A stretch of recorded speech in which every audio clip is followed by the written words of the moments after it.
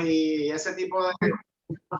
Para hacer ese tipo de productos que son derivados, se fue esto, perdón, que son derivados del petróleo. Y pues la gasolina, que ya se recuperó completamente, y el jet fuel, que pues aunque a nivel internacional todavía estamos un 30% por debajo en cantidad de vuelos comerciales, no de pasajeros estamos por lo menos por debajo del 50%. En términos de vuelos domésticos, ya estamos en cantidad de vuelos domésticos a nivel del 2019, y en términos de pasajeros, Estados Unidos está solamente como un 25% y mejorando de pasajeros que se registran con el TSA. En Puerto Rico el número de vuelos ya sobrepasa el 25%, la cantidad de vuelos versus antes de la pandemia, y en términos de pasajeros estamos todavía como un 8% por debajo del pico prepandemia, pero obviamente ahora tenemos mucha más capacidad de vuelos, así que entendemos que ya para diciembre en Puerto Rico van a haber más pasajeros de lo que había antes de la pandemia. Aquí pueden ver los inventarios de petróleo en las distintas categorías a nivel de Estados Unidos, y como pueden ver ya estamos en una posición donde los inventarios de petróleo están muy por debajo de donde habían estado por los últimos 5 años. Lo que hace es que se empieza a sentir un poco la escasez de petróleo, y la razón es bien sencilla. Durante el 2020 no se consumía petróleo, así que los productores decidieron no producir barriles. Ellos recortaron la producción de barriles por 12 millones de barriles anuales, eso es básicamente 12% de la producción, y han venido a traerla poco a poco, y en la medida que la han ido trayendo, la demanda ha ido aumentando mucho más rápido de lo que los barriles están regresando al mercado, y pues se ha creado esta escasez, lo que se ha traducido a una crisis ya energética en China, en India y en Europa. Así que lo van a empezar a ver más y más en los periódicos a medida que se desarrolla el invierno. Si ahora mismo leen cualquier periódico español, por ejemplo, se está hablando de la crisis energética a diario, y es porque el gas natural está muy caro, no hay suficiente gas natural en Europa, por lo mismo, porque Rusia paró de producir gas a capacidad en el 2020, y pues le ha tomado mucho tiempo volver a traer ese gas al mercado, y pues Europa está teniendo una crisis energética, y nosotros entendemos que esta crisis se va a trasladar a Estados Unidos. No en una crisis per se, porque en Estados Unidos hay demasiada abundancia de petróleo y gas natural, pero sí en precios mucho más altos. Ya lo estamos viendo hoy, el barril está en 79, 78, venía de básicamente 40 hace un año, así que es marcada el aumento y es marcada la tendencia también. Aquí ven en cantidad de viajes en las carreteras en Europa. Ya en Europa se está manejando más de lo que se hacía antes de la pandemia, pues porque la gente está optando por no volar entre países, pero sí están yendo a esos países en carro. Así que de Francia a España, de España a Francia, Alemania, se están moviendo, y esto ha resultado en un consumo muy alto. Hoy salió la data del mes de septiembre de consumo de gasolina en Europa, y está 12% por encima del 2019. Y de nuevo, todavía se está produciendo mucho menos mucho menos petróleo. Aquí ven Estados Unidos, la producción de Estados Unidos está todavía 1.5 millones de barriles menos de la producción antes del COVID, así que pues ahí están viendo la escasez que hay.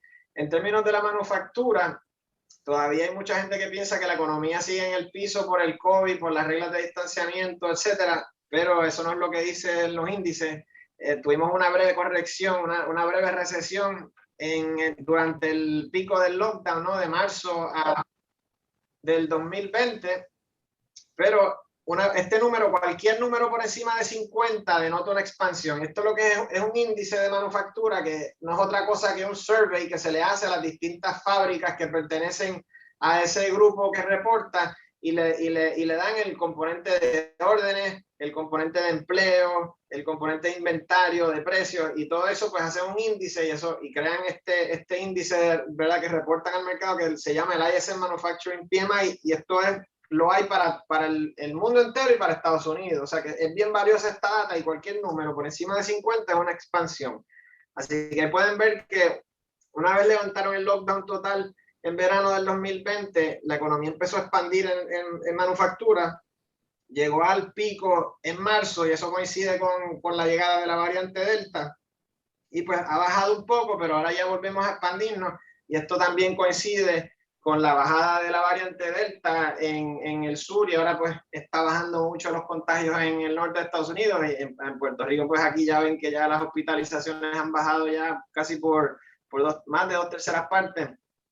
Así que entendemos que ese número se va a acelerar de nuevo, y esto es impresionante dado a que la mayoría de las líneas de producción de las compañías de carros están detenidas porque no hay chips, no hay semiconductores para producir un montón de tecnología y de carros, pues porque durante el lockdown pues esas fábricas se pararon, y como se pararon no hay suficiente componentes para completar la manufactura de estos productos, porque la demanda, pues, obviamente se estimuló muchísimo con el estímulo federal y el estímulo de la Reserva Federal. Entonces, aquí tienen el mismo índice, pero para servicios, y servicios recoge restaurantes, educación, hospitales, proveedores de salud, proveedores de turismo, hoteles, etcétera. Y pues esto es lo que más se impacta por las restricciones del COVID. Y pues aquí ven que a pesar de la variante Delta se ha seguido disparando. Obviamente tuvo un poco de volatilidad y un respiro en el apogeo de la variante Delta, pero ha vuelto ya a sus niveles más expansionarios. Y el tema más importante que se desprende de este survey es que están cortos de mano de obra. Todos los participantes del survey, en el detalle se ve que tienen un problema con mano de obra, pero pues nosotros entendemos que esto se va a disipar ya que el mes pasado vencieron los beneficios del PUA en todo Estados Unidos, así que ya muchos participantes están volviendo al mercado laboral. En términos del precio de los carros en el mercado secundario, ha tenido una subida vertiginosa, y esto es pues producto de que no hay suplido de carros nuevos por la falta de semiconductores, así que el mercado de carros usados se ha disparado muchísimo, y el precio, eso obviamente pues mientras más demanda de carros usados hay y menos supply hay, el precio sube. O sea que esto denota un mercado bien robusto de carros usados. Lo mismo ocurre con la vivienda. Ha habido un boom gigantesco de real estate, en su mayoría pues porque ha habido como un cambio estructural de personas saliendo de las ciudades a los suburbios, o sea que la demanda de casas ha aumentado muchísimo y la de apartamentos ha bajado un poco. Y pues esto se ha visto una subida de alrededor de 20% en el precio de la vivienda. Aquí en Puerto Rico se ha visto, inclusive a mayor escala que el 20%, en los lugares donde han venido los de ley 2022, los precios han subido 200, 300%, y en el mercado de precios medianos abajo ha aumentado como un 50% el precio de la vivienda en Puerto Rico. El desempleo, aquí ven cómo llegó en el lockdown a un 15%, eso ya va por 5.20, y entendemos que ya el viernes, en el reporte del viernes, vamos a estar ya bien cerca de 4, y para finales del año que viene debemos de estar como en 3,5% de desempleo, que es básicamente mejor que los niveles prepandemia en el 2019. Nos quedan 5 minutitos si quieren aprovechar lo que queda del fondo.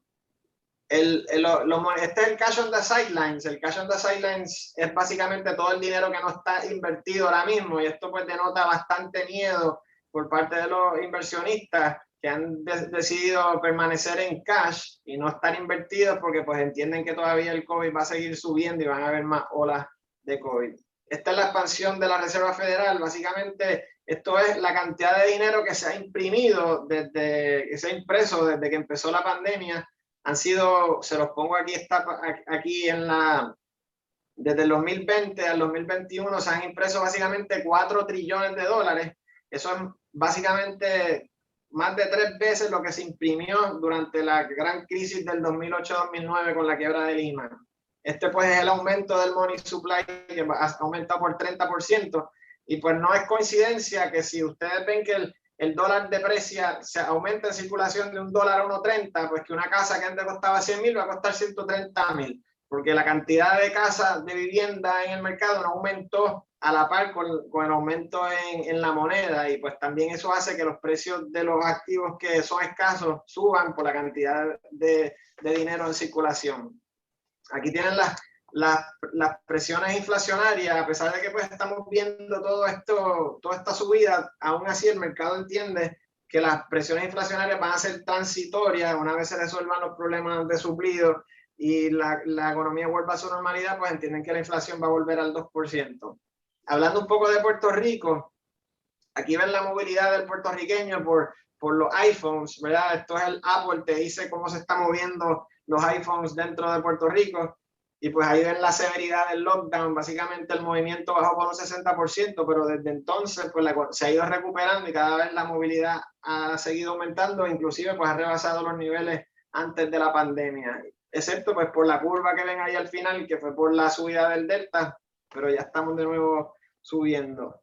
El desempleo pues tuvo dos olas, básicamente la primera, la de la Delta, pero ya está también de nuevo, hay más o menos 10.000 personas fileando desempleo semanalmente, y eso es básicamente el average promedio prepandémico. Y entonces, en términos de la gente que sigue todavía recibiendo beneficios de desempleo, todavía está un poco elevado, pero entendemos que en los próximos 2 meses, a medida que se venció el PUA, pues esto va a volver a su normalidad porque hay definitivamente mucha oferta de empleo en Puerto Rico. Sí, sí, buenas tardes. Ahora, ¿verdad? Aparte de la intención y lo que queremos presentarle en el día de hoy, es una de las estrategias y los productos que nosotros ofrecemos y trabajamos de la mano, ¿verdad? Como equipo con los consultores financieros y con los advisors en las distintas casas de corretaje. Y es el fondo, ¿verdad? El primer y único fondo ahora mismo 1940, bajo el 1940 aquí en Puerto Rico, ¿okay? Que se llama el X-Square Balance Fund. Es un fondo mutuo. ¿Me escuchan? Sí. ¿Verdad? Como cualquier otro fondo mutuo, tiene 3 tipos de clases: la clase A, la clase C y la clase institucional, la clase I. El fondo tiene liquidez a diaria, es un fondo abierto donde los inversionistas pueden comprar y vender el fondo a diario. ¿Okay? Se considera para efecto un activo de Puerto Rico, así que como se considera un activo de Puerto Rico, para efectos de taxes o impuestos, ¿verdad? de herencia, está exento, y en adición está exento de taxes para los ingresos, los dividendos que paga el fondo. En estos momentos, sí. ¿Qué quiere decir? Porque creo que es importante que la gente entienda que el fondo está registrado bajo el 1940 Act. ¿Qué implica eso? Básicamente, está diciendo el sistema que nos queda 1 minuto, que podemos volver a conectarnos para que no perdamos la conexión, porque mi sistema no es el Pro y entonces teníamos 1 hora. Ok. Yo quiero que perdamos la información, que es lo más importante. Disculpen este inconveniente, pero podemos volver a entrar a este mismo link, que se lo pongo en el calendario, para que no nos quedemos a mitad. Pues salimos y volvemos a entrar en resumidas cuentas. Sí, para que nos va a terminar, ¿ok? Okay. El de export, pero no tiene. Déjame volver a entrar.